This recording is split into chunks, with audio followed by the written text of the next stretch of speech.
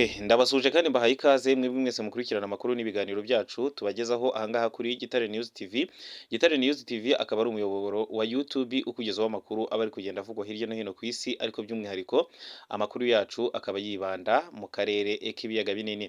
Muri aka kanya rero ndaje kugira ngo nkugezeho amakuru akomeje kugenda avugwa muri iki gitondo cyo ku itariki 6 z'ukwezi kwa 11 umwaka w'ibihumbi 2024. Muri aka kanya rero inkuru tugenda tugarukaho ni nyinshi, gusa ishyushye muri zo nuko ikigo cy'igihugu cy'itangazamakuru RBA cyamaze kwirukana abakozi bacyo bagera kuri 12, naho abandi babona amahirwe nyine yo kujya mu myanya yari imaze kuvamo abakozi bari birukanwe. Byose rero turabigarukaho gatanu kuri gatanu, cyane ko bamwe mu banyamakuru mwari musanzwe muzi, haba kuri radiyo y'igihugu, radiyo Rwanda, ndetse na televiziyo y'igihugu, televiziyo Rwanda, ndetse n'abandi banyamakuru baturutse ahandi bahawe imyanya muri iyi myanya yari imaze kwirukanwamo abakozi. Reka rero mbanza nsuhuze mwebwe mwese mutwumva muherereye mu Rwanda, bari mu Burundi, abari muri Kongo, Kenya, Tanzania ndetse n'ahandi bose babasha kumva ururimi rw'ikinyarwanda kuri uyu mugabane wa Afurika. Mwese ndabasuhuje kandi mbahaye ikaze muri aya makuru yacu y'aka kanya. Reka kandi muri aka kanya nongere nsuhuze mwebwe mwese mutwumva muherereye ku migabane ya kure, haba ku mugabane wa Amerika, umugabane wa Aziya, umugabane w'Uburayi. Namwe mwese ndabasuje kandi mbahaye ikaze muri aya makuru yacu y'aka kanya.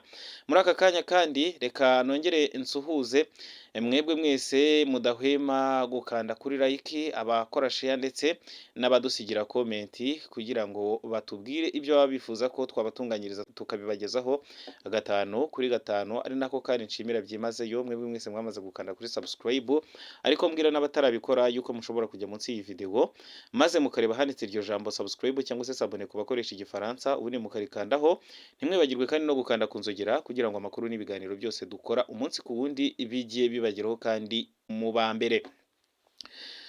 Hari ku itariki 5 z'ukwezi kwa 11 umwaka w'ibihumbi 2024 nibwo ikigo cy'igihugu cy'itangazamakuru RBA kirukanye abakozi bagera kuri 12 nk'uko tugiye kubarebera hamwe muri iyi nkuru, ndetse hakaba hari n'abamaze kugaragara ko babasimbuye. Ahangaha rero wahawe umwanya mwiza akaba ari uwitwa Dive Uwayo, wagizwe umuyobozi wa radiyo zose za RBA, ni ukuvuga radiyo Rwanda ndetse na radiyo zikorera mu ntara, ni ukuvuga RC Rusizi, RC Huye, RC Musanze, RC Nyagatare ndetse n'izindi wenda naba nibagiwe zose zibarizwa mu kigo cy'igihugu cy'itangazamakuru, akaba yagizwe umuyobozi wazo.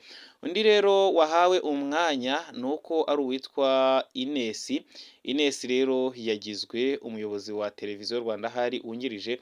Reka ariko tunyure muri iyi nkuru imaze kwandikwa ku kinyamakuru bwiza.com kugira ngo tugende turebera hamwe impinduka zose zakozwe mu kigo cy'igihugu cy'itangazamakuru RBA. Ni inkuru rero ivuga ko ikigo cy'igihugu cy'itangazamakuru RBA kirukanye abari abakozi bacyo 12 biganjemo abari abayobozi mu nzego zitandukanye, barimo umwanditsi mukuru, umuyobozi wa radiyo Rwanda, abayobozi ba radiyo Musanze na radiyo Rusizi, uwari kandi ukuriye ishami rishinzwe abakozi n'abandi.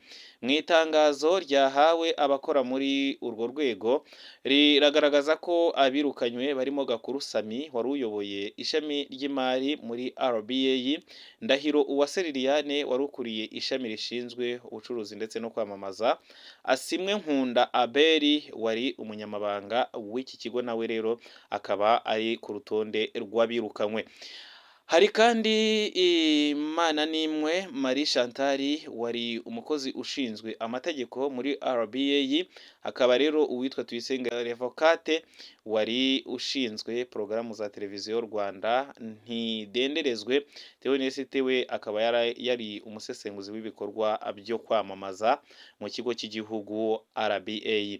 Mu bandi bayobozi birukanwe hakaba harimo rero Karemera Silvanus wari umwanditsi mukuru, Chief Editor Gashangaza Rose wari ushinzwe iyamamazabikorwa, Hakizimana Sada we akaba yarashinzwe ubuyobozi bwa RC Musanze, Nkundeneza Lambert nawe akaba yari umuyobozi wa RC Rusizi, ndetse na Ardo Havugimana wari umuyobozi wa radiyo Rwanda na radiyo z'abaturage.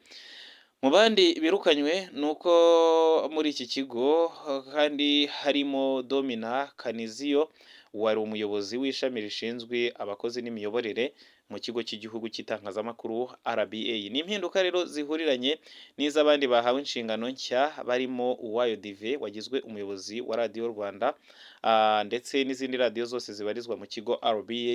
Yungirijwe rero na nyina w'umuntu Ines Gisirene. mu mbabarire mbere banza nari navuze ko yungiririje uyobora televiziyo, ahangaha banza ari namuhaye umwanya wahawe uwitwa Maurice.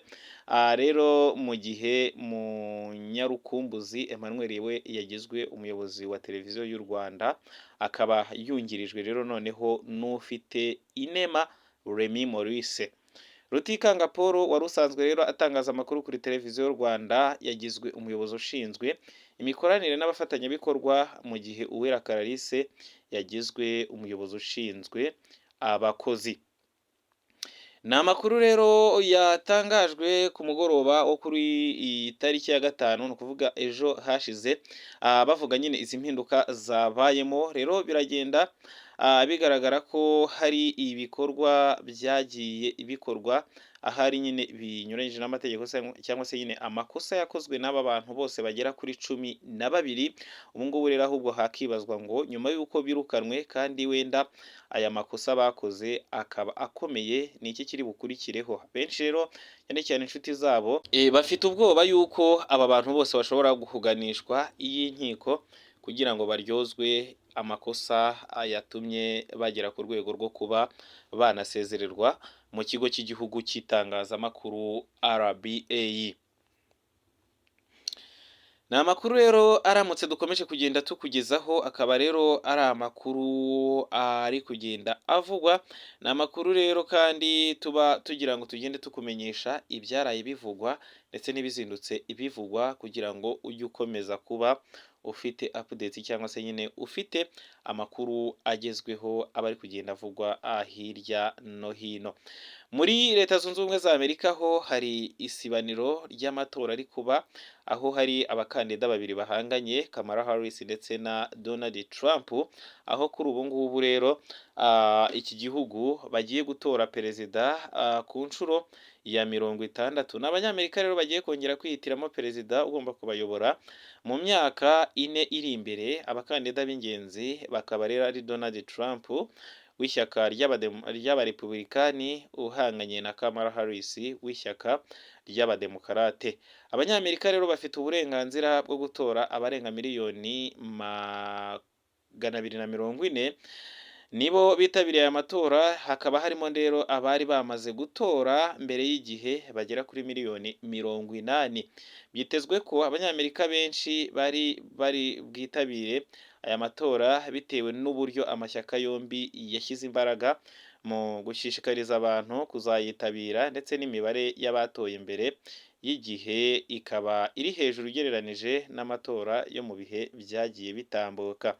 Mu matora aheruka mu mwaka w'2020, hejuru ya 66% by'abari ku rutonde rw'abari gutora baritabiriye. Uwo mubare rero ukaba n'ubundi wari hejuru, aho wari uvuye kuri 66% w'abari baratoye mu mwaka w'2016.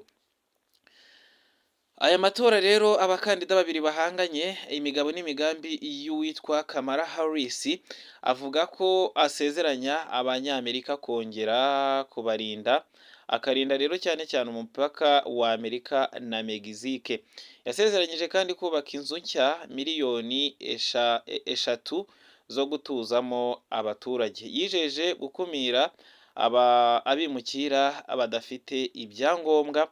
Avuga ko kandi asezeranya gukomeza guha inkunga igihugu cya Ukraine kiri mu ntambara n'Uburusiya.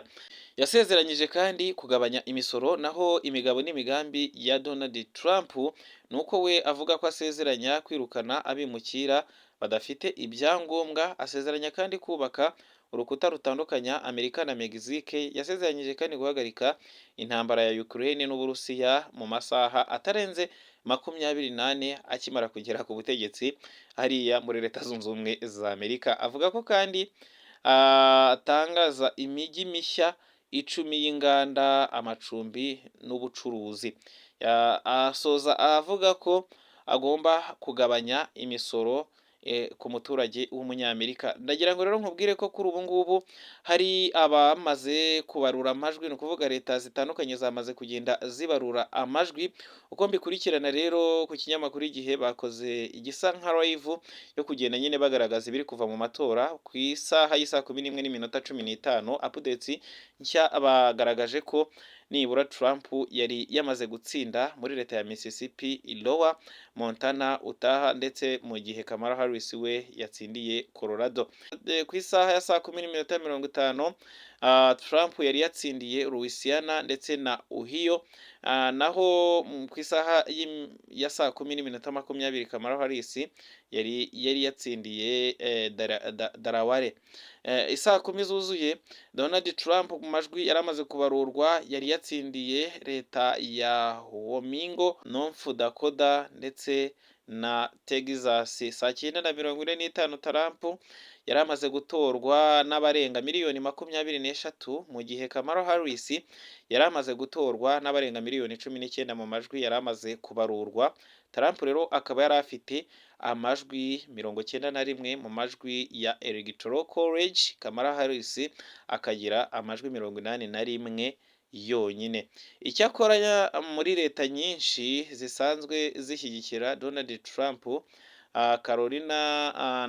California ntizirasoza ibikorwa byo kubarura amajwi. Donald Trump rero ku isaha y'isaa 9:30 nabwo yatsindiye leta ya Arkansas na South Carolina, leta n'ubundi yari isanzwe ishyigikira perezida Donald Trump, kuko n'ubundi mu 2020 Arkansas yari yagize amajwi menshi, aho iyi leta inagira amajwi 6 ya Electoral College, naho South Carolina ikagira amajwi 9. Ku isaha y'isaa 9 Donald Trump nabwo yari yatsinze mu majwi yabaruwe muri Florida, iri rero mu zikomeye cyane dore ko ifite amajwi 30 ya Electoral College. Trump kandi yatsindiye na leta ya West Virginia ifite amajwi agera kuri 4 ya Electoral College. Naho Trump yongeye gutsindira ahitwa Tennessee ifite amajwi 11 ya Electoral College, na Alabama ifite amajwi 9. Yatsindiye kandi Oklahoma y'amajwi 7 na Missouri y'amajwi 10. Kamala Harris nawe yatsindiye District of Columbia ifite amajwi 3 ya Electoral College, Maryland ifite amajwi 10 na Massachusetts y'amajwi 11. Magingo aya ngaya ibikorwa by'itora byasojwe muri leta 16. Icyakora nta mukandida n'umwe urabasha gutsindira muri leta n'ubundi mu 2020 atari yatsindiyemo. Ni ukuvuga ko ubwo ngubwo nyine ugereranyije n'ubundi uko basanzwe bashyigikira amashyaka hagati y'abarepubulikani n'abademokarate, nta mpinduka zari zaba ugereranyije n'uko byakozwe mu mwaka w'2020. Trump yasabye abamushyigikiye rero noneho kudacika intege bagakomeza gutora. Ibi rero ni ibyatangajwe ku isaha y'isaa 8:50 mu gihe haburaga amasaha make ngo site z'itora zifungwe hose muri Amerika. Donald Trump yongeye gusaba abamushyigikiye kuguma ku mirongo bariho ku biro by'itora kugira ngo batore. Yagize ati turi kwitwara neza cyane, nibura uri ku murongo utegereje gutora, guma kuri uwo murongo, ntutume bagukura kuri uwo murongo, wugumeho utore kuko ntacyo babikoraho, turatsinda bishimishije. Updates rero za saa 8:10 Donald Trump yari yamaze gutsindira n'ubundi muri leta ya Kentucky, Indiana ndetse na West Virginia. Donald Trump rero abaye uwa mbere utsindiye muri izo leta, aho atsindiye leta ya Kentucky ifite amajwi 8 ya Electoral College. Niyo leta rero ya mbere yatsindiyemo muri aya matora, ndetse no muri 2020 uyu mugabo yari yatsindiye muri iyo leta. Trump kandi yatsindiye leta ya Indiana afite amajwi 11 ya Electoral College. Iyi leta kandi Trump yari yarayitsindiyemo n'ubundi mu mwaka w'ibihumbi 2020. Reka rero duhagarikire updates aha ngaha zijyanye n'amatora ari kuvugwa hariya muri Leta Zunze Ubumwe za Amerika. Turaza kugaruka turebera hamwe n'ubundi ibikomeza kugenda bivugwa hirya no hino ku mbuga nkoranyambaga, ibyiri kwandikwa mu binyamakuru mu kanya kari buze, ari nako kandi tukomeza kugenda twongera kugaruka kuri izi updates zijyanye n'amatora ari gukorwa hariya muri Leta Zunze Ubumwe za Amerika. Kora subscribe, ukore like, share, utange commentaire, cyane cyane witsa ku makuru tukugezaho, ndetse unatubwira we wifuza ko tugutunganyiriza nayo tukakugezaho 5 kuri 5. Reka dusubire mu kanya kari buze.